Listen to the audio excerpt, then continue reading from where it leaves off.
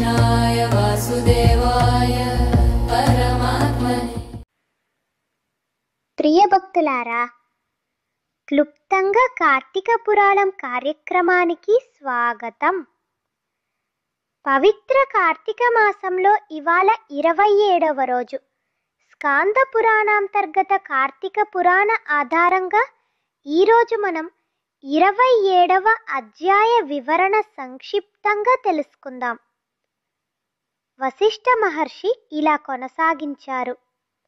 రాజా, విష్ణువు తన భవిష్యత్తు అవతారాలను వివరించి భక్తుడైన అంబరీషుని ఉద్దేశించిన బాధను తానే భరించాలనే వారి సంకల్పం తర్వాత దుర్వాస మహర్షి మనస్సులో గాఢమైన పశ్చాత్తాపం కలిగింది. దుర్వాసుడు కోపం, గర్వం అన్నిటిని విడిచిపెట్టి సుదర్శన చక్రం ఇంకా తన వెనుక తిరుగుతూ ఉందని చూసి భయభ్రాంతుడై తిరిగి అంబరీష మహారాజు వద్దకు వచ్చాడు.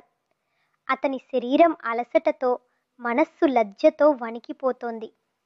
అంబరీషుడు దూరం నుంచే దుర్వాసుని చూచి ఆయనకు ఆత్మీయతతో స్వాగతం పలికాడు. దుర్వాసుడు అంబరీషునితో ఇలా అన్నాడు. మహారాజా, నా అహంకారంతో, నా అజ్ఞానంతో నిన్ను నొప్పించాను. దయచేసి నన్ను క్షమించు అని ప్రాధేయపడ్డాడు. అంబరీషుడు వినయంతో ఇలా అన్నాడు. ఓ మునీశ్వర, మన మధ్య లోపం లేదు.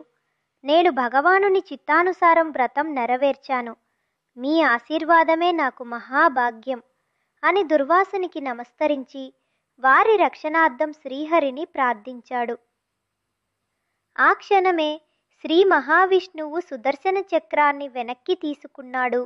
ఆకాశమంతా శాంతితో నిండిపోయింది. రాజ్యం మళ్ళీ ఆనందంలో మునిగిపోయింది. కావున ఓ జనక మహారాజా, కార్తీక మాసం మనకు నేర్పేది ఏమిటంటే ధర్మాన్ని క్షమతో, ప్రేమతో, భక్తితో మాత్రమే కాపాడాలి. అలా వ్యవహరించే భక్తుని హృదయం దేవుని నిలయమై వెలుగుతుంది. 27వ అధ్యాయం సంపూర్ణం. రేపు మరలా 28వ అధ్యాయంతో కలుసుకుందాం. कृष्णाय वासुदेवाय परमात्मने।